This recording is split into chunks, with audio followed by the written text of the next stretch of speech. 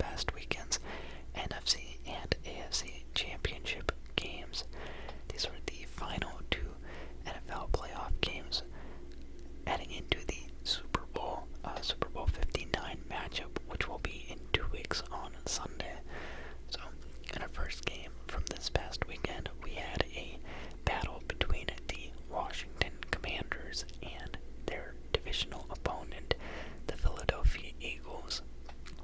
The Commanders finishing with the 6th seed heading into the playoffs, whereas the Eagles finished as the number 2 seed in the NFC. Now, this game was unfortunately not one that was very close at all. The Philadelphia Eagles would walk away victorious in this game with a final margin of 55-23 over the Washington Commanders. And we saw a lot of points scored by Philadelphia in this game. Most of their points actually coming in the fourth quarter. It was somewhat close at one point. It was only 23-34. It was 11-point lead heading into the fourth, and then they just ballooned and snowballed out of range for Washington to take this game back. So yeah, when it comes to the game leaders, we had rookie quarterback Jaden Daniels with a solid game. He had 29 of 48 passes completed for 255 yards, 1 touchdown, and 1 interception. He was also the team's leading rusher with 6 carries for 48 yards and a touchdown. And in a game against his former team, we had Zach Ertz as the leading receiver for the Commanders with 11 catches for 104 yards. On the Eagles side of things, we had Jalen Hurts with his best passing day in recent memory. 20 of 28 passing for 246 yards and a touchdown. We had Saquon Barkley with an efficient game, 15 carries for 118 yards and 3 touchdowns. Then, in the receiving game, we had A.J. Brown with 6 catches for 96 yards and a touchdown. When it came to total yardage in this game, Philadelphia had the upper hand by quite a bit, leading 459 to Washington's 350. And in the turnover battle, Washington lost very hard. They committed 4 turnovers in this game, while the Eagles played completely clean. No turnovers allowed at all. Now, how weird. When it came to sack yards lost, not too much of a discrepancy here. Washington allowed 3 sacks. Philadelphia allowed 2. I think the biggest difference in this game that was pretty noticeable by everyone watching was in the rushing game. As priorly mentioned, Jaden Daniels was the leading guy for the Commanders. Their actual running backs in Austin Eckler and Brian Robinson Jr. could only muster up 51 yards combined, whereas the Philadelphia Eagles, they had 229 total rushing yards, absolutely decimating the Commanders in the ground game. And that came from a lot of different people. They were giving the Commanders defense all sorts of looks. You have Saquon Barkley with 15 carries for 118 yards. You have Jalen Hurts with 10 carries for only 16 yards, but backup running back Will Shipley, 4 carries for 77 yards. He had a huge run in the final drive. Dallas Goedert got 2 carries. Kenneth Gainwell got 3 carries before getting injured. You also had, could have sworn I saw Devontae Smith end around. Maybe it was Kenneth Gainwell. But Kenny Pickett also came in and knelt out in victory formation, so he had 2 carries for -3 yards. But yeah, it was absolutely bonkers the way that Philly was able to rush the ball in this game. They had 7 rushing touchdowns. They went 7 for 7 in the red zone, and yeah, they had 7 rushing touchdowns. Absolutely insane. play-by-play of this game. The Commanders started off with the ball. They had the opening drive, and they went down the field, converting on not one but 2 fourth downs. Ultra-aggressive play calling to start out the game. I believe the first one was a 4th and 2 that Jaden Daniels was able to pick up. No, sorry, that was the second one. Where's the first 4th down? The first one was a 4th and 5 that they were able to pick up with a Zach Ertz catch. Then they had a 4th and 2 that they were able to pick up off of Jaden Daniels' legs. And then it was really puzzling, but they got into the red zone. They're at the Philadelphia 16-yard line. They have 4th and 3, and they didn't go for it, which I thought was really strange. The commentators were confused. I myself was confused. I don't really understand the decision to play that aggressive, but then get to the point on the field where it really matters the most, and then just cave. Like, if you were going to cave there, you could have very easily taken the, Philadelphia 28-yard line, 4th and 2. You could have kicked the field goal there. If you were going to kick a field goal, I thought the message you were sending was, we're going for points. And so, I don't know why you wouldn't have gone for a third one. You would have pinned them deep in their own territory. It would have been, I don't know, it seemed like it was a clear decision, and they decided to settle for the field goal. As one does, I suppose. And so, Philadelphia finds themselves in a 3-0 hole. They get the ball. First play from scrimmage for the Eagles. Saquon Barkley touchdown. He just cuts to the left and, hits like a spin move, cuts back to the right, and he's gone. 60 yards. And then you have the Commanders. This is their first big mistake of the game. You already had, this very funny contrast. You have the Commanders with an 18-play drive that resulted in a field goal, and you have the Philadelphia Eagles with a 1-play drive that ended in a touchdown. Then the Commanders get the ball back, and you have De'Ami Brown fumbling. Truly one of the biggest mistakes this first quarter. I think you'll already see Washington starting to find themselves in a hole. With that, the Eagles get the ball back. They score yet again on another Saquon Barkley touchdown.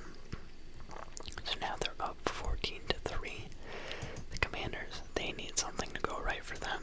They go down the field, but they find themselves in a 4th and 10 at the top of the second quarter, and they have to settle for yet another field goal, this time from 46 yards out.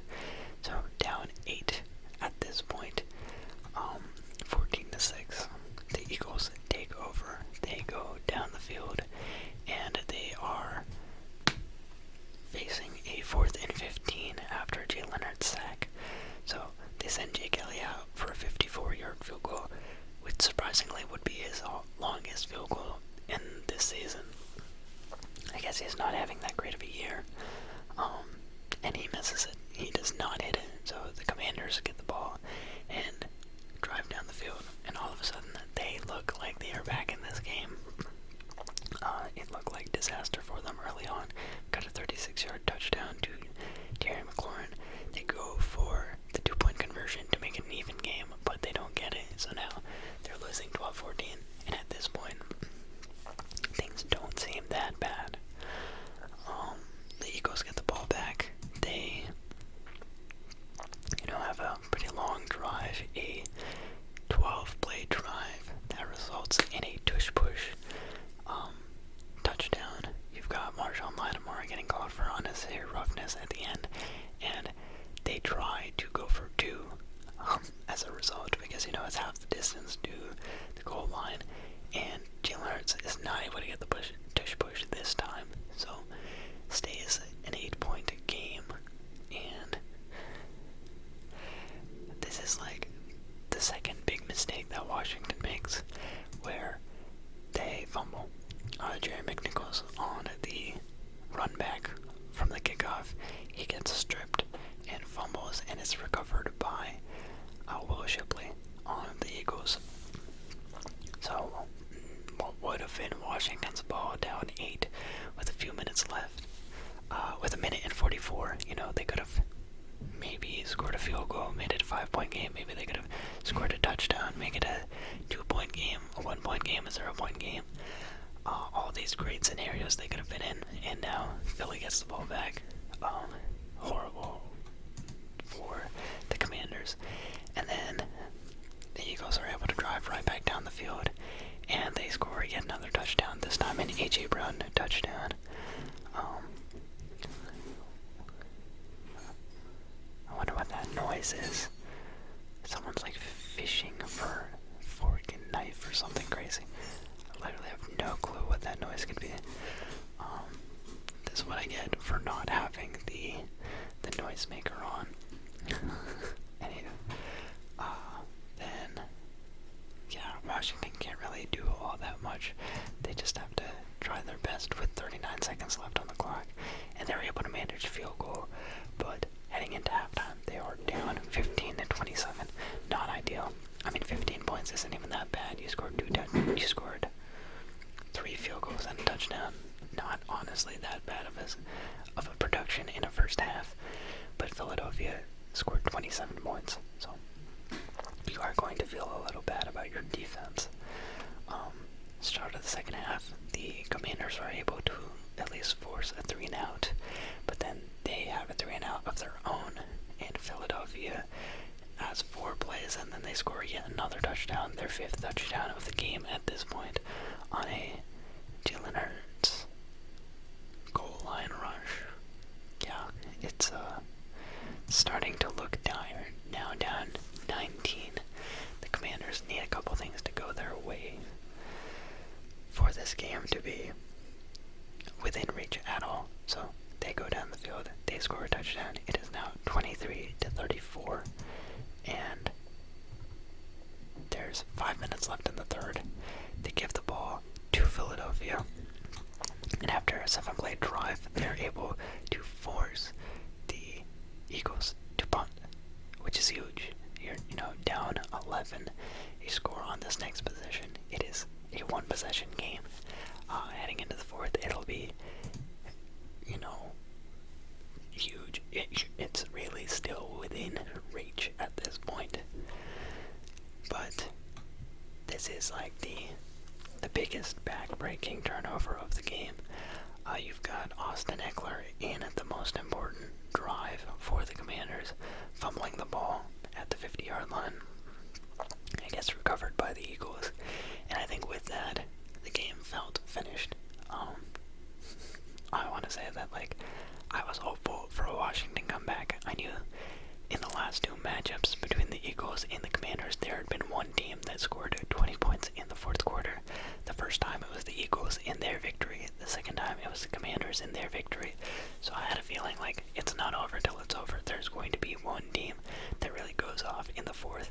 Maybe, it's anyone. It could be anyone. But yeah, this was really, I want to say, not their turning point, but the cementing point for the Commanders' fate. They had a shot. They could have gotten back into the game. They already had made multiple mistakes, but this was really the one that did it away for them. Because after that, you've got Philadelphia scoring on their next 3 straight possessions. 5-play drive that results in a touchdown. Then you have Washington, 8 plays, they gain 1 yard. And then, it's desperation mode. You're down 18 with 10 minutes left. They go for 4th and 11, then they don't convert. Then Philadelphia scores another touchdown with Saquon Barkley. Then Washington, 10-play drive going down the field, intercepted in the end zone by Quinyon Mitchell, intended for Terry McLaurin. And then, another 4 yards at this point. They've pretty much almost taken their starters out of the game. You've got Will Shipley running the ball. He gets a 16-yard run, then he gets a 57-yard run, then he gets a 2-yard run, then he gets a 2-yard run. So the entire drive is just Will Shipley. At this point, the Eagles are it's gluttonous.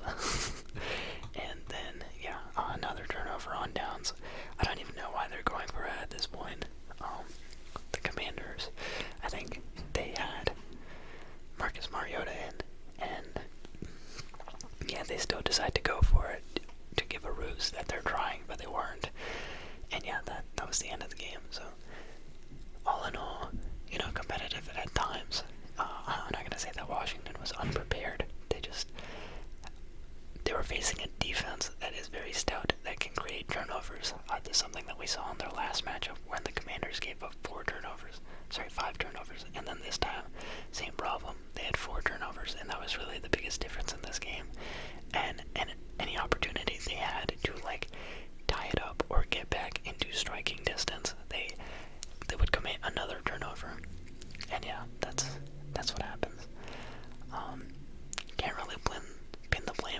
one person in particular, but I would say the one that was the most costly has to be the Austin Eckler one. And I don't know about his time in Washington. I feel like he had that 1-year deal. I can't necessarily foresee him staying around. And yeah, I do think that the Washington running defense and running offense let them down a little bit in this game. Not Daniels himself. He, as a scrambler, did pretty well.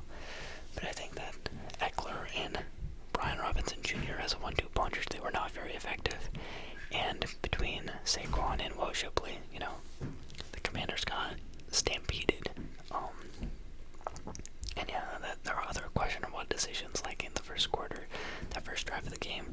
What's the point in sending a message going for it on 4th down twice and converting just to settle for the 3 points? I feel like I would undo that too if I was Dan Quinn. But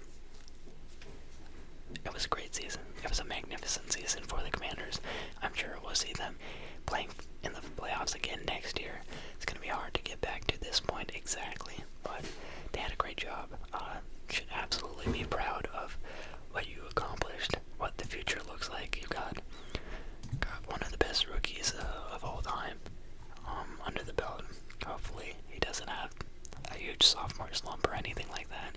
And the Eagles, they did what they've been doing, kind of impressive how Jalen Hurts was able to look with that knee brace and how well he was able to throw against the Commanders D.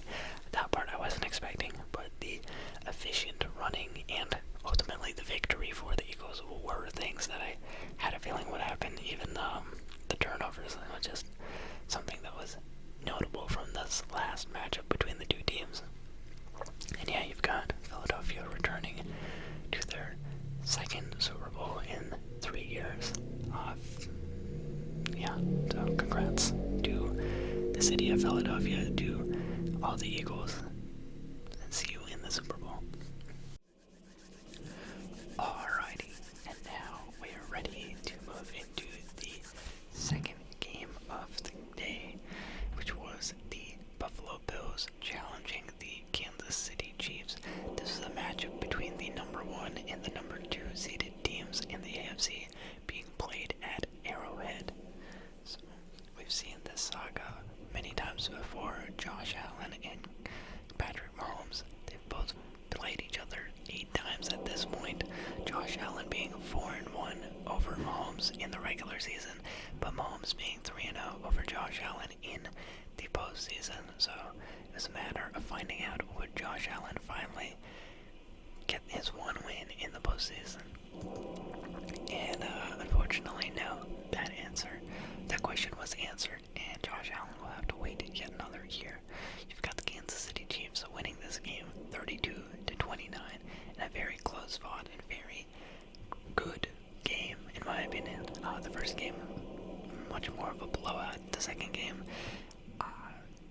it was down to the wire. It was exciting. There was back and forth, lots of lead changes. I personally thought this was a fantastic game of football that was played. Here you've got in this one, Josh Allen completing 22 of 34 passes for 237 yards and 2 touchdowns. Then James Cook with 13 carries for 85 yards and 2 touchdowns. Matt Collins with 3 catches for 73 yards and a touchdown. Very big day for Matt Collins. Those grabs that he had were unreal. The touchdown grab being like a one-handed pass interference. Just like, I don't know, I couldn't believe he got that ball. Have a day, Matt Collins. And then on the Kansas City side of things, you've got Patrick Mahomes completing 18 of 26 passes for 245 yards and a touchdown. Kareem Hunt with 17 carries for 64 yards and a touchdown. And Xavier Worthy with 6 catches for 85 yards and a touchdown. In total, Buffalo barely outgained Kansas City 374 to 368. Kansas City was the team that lost the turnover battle, having 1 turnover to Buffalo's 0. And time of possession was pretty close to even. You've got Kansas City holding the ball for 29 minutes and 28 seconds, whereas the Bills only had it for 30 and 32.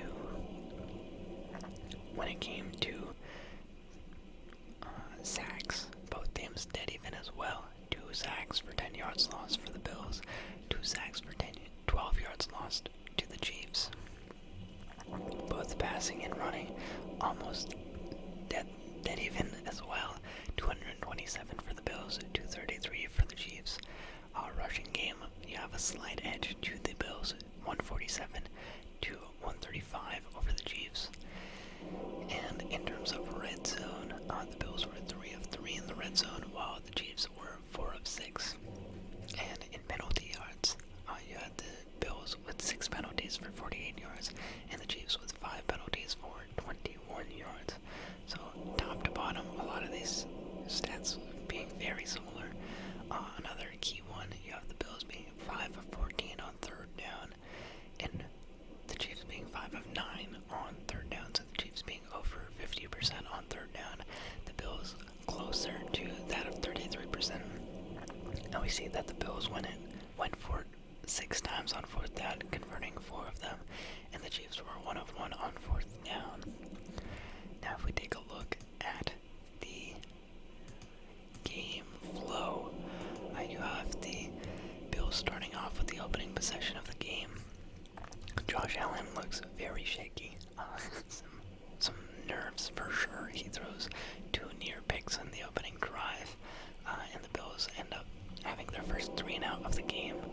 Then you've got the Chiefs taking over. They drive down the field. They get a Kareem Hunt touchdown on the opening possession, so they go up 7-0. After that, you've got Buffalo getting on the board for the first time, responding with a field goal, so it makes it a 7-3 game. Then the Chiefs make their first mistake. It is a fumble. It is a Patrick Mahomes fumble recovered by Ed Oliver. The Chiefs were actually not in the red zone quite yet, but they're very close to the red zone. They're at the Buffalo 23 when they just had a bad snap. It would look like it was going to be a fake, like a RPO play where Mahomes had the option to hand the ball off or pull it back, and it was just a bad execution, and so the ball comes out and the Bills take it. So the Bills take over. They're able to go down the field and score their first touchdown of the game, making it a Buffalo 10-7 lead. After that, the Chiefs receive the kickoff. We're now in the second quarter. They have a long drive. A drive that's 70 yards, 11 plays, 6 minutes and 12 seconds off the clock. And there's a very controversial play in this drive.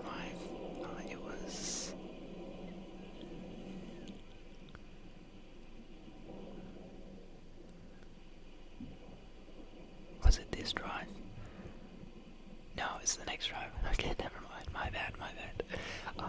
Then you got the Chiefs going down the field, and they are able to score a touchdown, a Xavier-worthy touchdown. So they take a 14-10 lead over the Bills. The Bills, they are unfortunately not able to do all that much. They get a 3 and out, so the ball goes back to the Chiefs.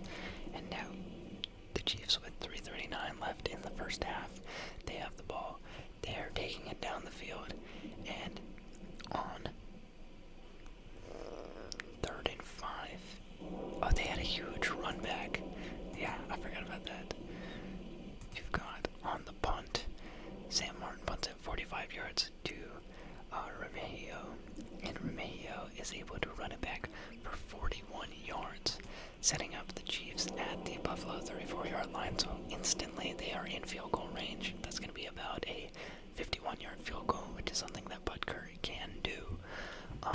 So they just need to move the ball up the field a little bit, try for a touchdown, and what ends up happening is you've got 3rd and 5 at the Buffalo 29. Patrick Mahomes throws the ball down close to the goal line, and you have a Bills defender and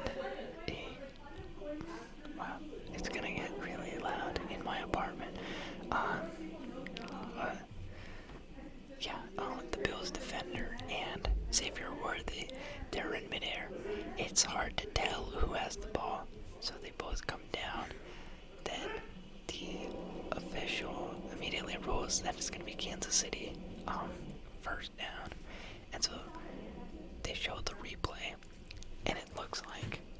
Bills defender has two hands like loosely on the ball, on like the top and bottom, and in between there, you've got Xavier Worthy kind of like gripping it against his arm with only one hand, and they both have like double possession. There's dual possession of the ball, and they both come down, and then the ball hits the ground, and then they like kind of wrestle, and it looks like Xavier Worthy comes away with it, and it was a very big ruling because they ruled that it was Kansas City first down on the ground. Then Sean McDermott challenges the play, and they end up losing the challenge. So it ends up being Kansas City ball from the Buffalo 3-yard line, and Kansas City is able to score on a Patrick Mahomes rush after that, making it 21-10 game. Then the Bills, with 1:55 to operate, they get a drive that goes all the way down the field. This is where you got the Mac Hollins immaculate touchdown, absolute beauty. Then they decide to go for 2 to make it a 3-point game, and they're not able to succeed in that regard. So, with that, it is 16-21 heading into halftime. We got Kansas City with the first possession of the second half. They can move the ball only a little bit. They go from the Kansas City 25 to the Buffalo 42, and they're not really able to do it any further than that. It's too far for a field goal, so they opt to punt. Then the Bills, with a 12-play, 80-yard drive, they finally have some success in the running game. In the first half, they only gave James Cook the ball 4 times, and they realized that James Cook is actually pretty good at football, so they decide to up the ante, running, I want to say, like 8 times in this drive. So they find a lot of success, and they're able to, on 4th down, get a James Cook rush into the end zone. There you've got a 2-point conversion attempt, and Josh Allen is sacked. So the attempt does not work. So that is now 2 failed 2-point attempts by the Buffalo Bills. Then we've got another Kansas City punt. They go 3 and out. With that, it is now about to be the 4th quarter. The Bills get the ball. They hold on to the ball until the 13-minute and 1-second mark. Got Josh Allen trying to rush for a first down. It's 4th and 1, obviously a big point in the game. They are up 22-21. This is at the Kansas City 41-yard line, and it is a very close call.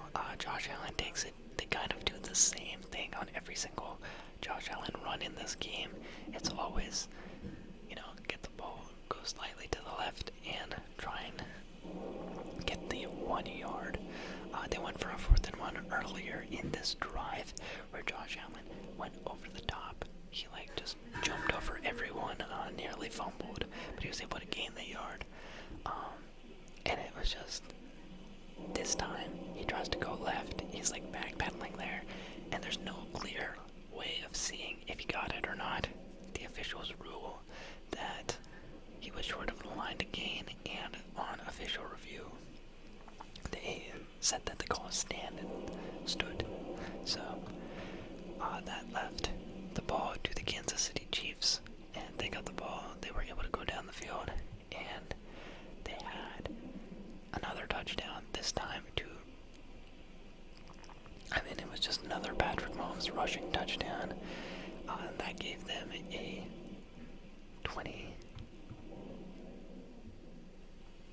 27-22 lead, so they decided to go for 2 to make it a 7-point lead, and they succeeded by giving the ball to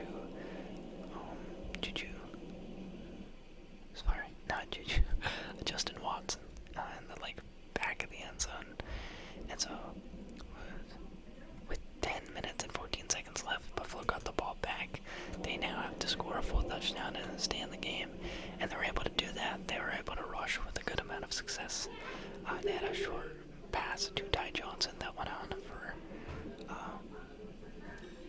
to Mac Hollins.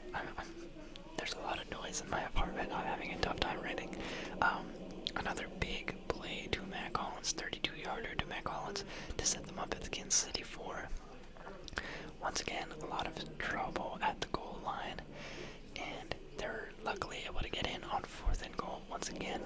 This time they go for the extra point. It is now a 29-29 game with 6 minutes 15 seconds left. We've got Kansas City now going down the field, not able to get into the end zone. They go just into the red zone, and at the Buffalo 17 at 4th and goal, they decide they're gonna kick the field goal, so they go up 32-29. And then this is Buffalo's last chance in the game. They have 3 minutes and 33 seconds.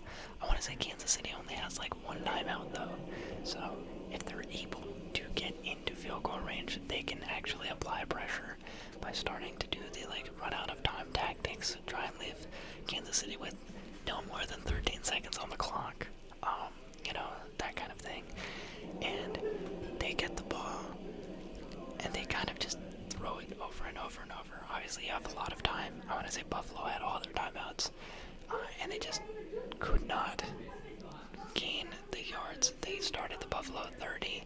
They make it to the first down marker at the 42, and then they get stumped at 4th and 5. So they're at 4th and 5 at the Buffalo 47. You've got the Chiefs. It looked like they had all 11 guys at Josh Allen. It was like a crazy blitz. Allen drops back, scrambles a little bit to his right, and kind of just heaves one down the field. And on the broken play, Dalton Kincaid is able to kind of drag it through the air and get really close to it. It's basically in his hands, but he's not able to come down with it. And then, it is now Kansas City's ball at the 2-minute mark. They only have one timeout. Buffalo has all 3, so if Buffalo is able to get a stop, then they can potentially get the ball back with maybe 45 seconds and, try and tie it, try and win it. But they just could not stop them.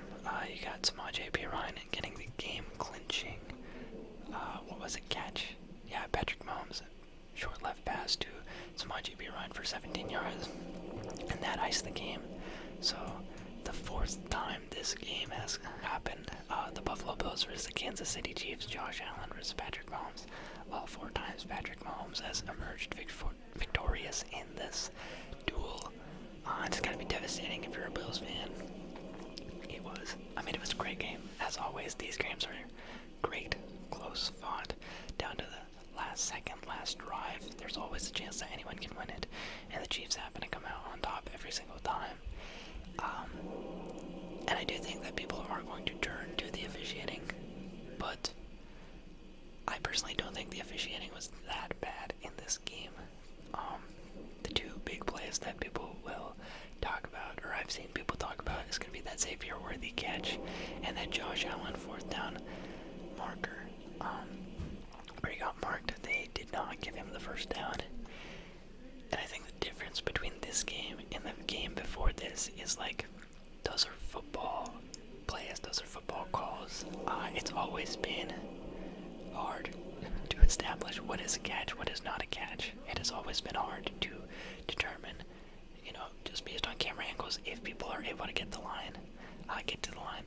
You saw that Cowboys-Raiders games all those years ago with the index card, where it made no sense at all. You have the index card, it fits between the chains and it fits between the ball, and they're not able to get it. Those are things that are natural to the game of football.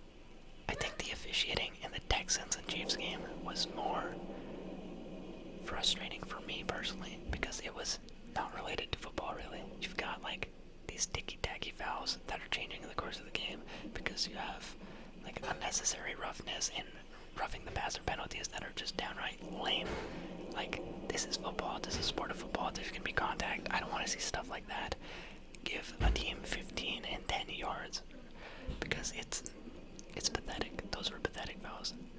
The officiating in this game, it's hard to call, and so I respect that it is not an easy job to do. I don't think that there was anything really horrible in this game. I know there was one turnover that was overturned. You had the Bills stripping the Chiefs and getting a fumble, but on that play, while I was watching it, I was like, that guy's offsides, and it was essentially a free play for the Chiefs where they lost the ball. But for that one to come back, I was like, okay, that makes complete sense. People might bring that up, but that is valid. the Xavier Worthy catch, I personally don't agree with it. I do think that upon review, they should mark that incomplete, because I don't know how you can clearly say that Xavier Worthy is in sole possession of that ball. They go up, the guy, I don't know if it was Bernard, whoever it was, he has two hands on it. It does not look like he has a good possession of the ball. Xavier Worthy has one hand on it, and I can't even tell if he's like really the one catching the ball or if it's just getting pinned against his arm and it touches the ground. The argument of it touched the ground but it didn't move, that I can see. Like, I don't think, like, say someone had caught that ball with two hands and it touched the ground in the way that it did, I don't think the ball bobbled to indicate that it was possession. But I don't really understand how the referees and how the replay assistants decided it was Xavier Worthy with 100% of a doubt that had possession of that ball. I feel like you could have awarded possession to either of those guys, because it totally looked like either one of them had it, and Bernard having two hands on the ball versus Xavier Worthy having one. Like, it definitely looks more favorably in Bernard's way. Like, I think, like, Bernard having that as a catch, being on the ground, being down by contact, makes more of a sense of the call. And I do think that, like, if I'm a referee or if I'm a replay assistant and I can't make that call, I'm calling it incomplete. I'm gonna say, hey, it hit the ground. Let's call it incomplete. I have no idea who actually caught this thing. And so it's one of those where, like, I don't agree with the call, but I don't think it was clear and obvious. I think that's one where you have that ability to make a mistake, and it's fine. Those are always hard. Like, I think the Des Bryant one a couple years ago, many years ago against the Packers, where it's like, is that a catch? That's obviously way more controversial for a real reason. Like, what is the process of a catch? This one, I think you could have taken the opportunity to be like, hey, I don't know. We genuinely have no idea who actually has possession. Because I think either way, if you give it to Bernard, Chiefs people are going to be upset. If you give it to the Chiefs, non-Chiefs people are going to be upset. It was a tough one, and I don't necessarily 100% agree, but I think that's not an easy one to make. The other one with Josh Allen, as much as I would have preferred the other result, I can't blame the officiating on that one. There is no angle in which you can see the ball actually crossing the line. I think everyone in the world that is not a Chiefs fan wanted that outcome, and that's why there's so much outrage. But personally, with the tilt that he got on that drive, I didn't see anything that was like damning evidence that he actually made it to the first down marker. And it's because Chris Jones, Big Bo, was standing in the way. If Chris Jones was like, he wasn't even doing anything on that play. If Bro just like stepped to the side, we would have had a clear angle on where the ball is. But like, using Josh Allen's back to determine where the ball is in that situation is not, it's not something you can do. So I don't really mind that one as much. I think the Worthy one, yeah, that one did affect the outcome of the game a little more, because it allowed Kansas City to score a touchdown rather than settle for 3 points at 4th and 5. It could have been a difference maker. But at the end of the day, it's football. There were plenty of other opportunities for the Bills and Josh Allen to win this game, and they weren't able to take them.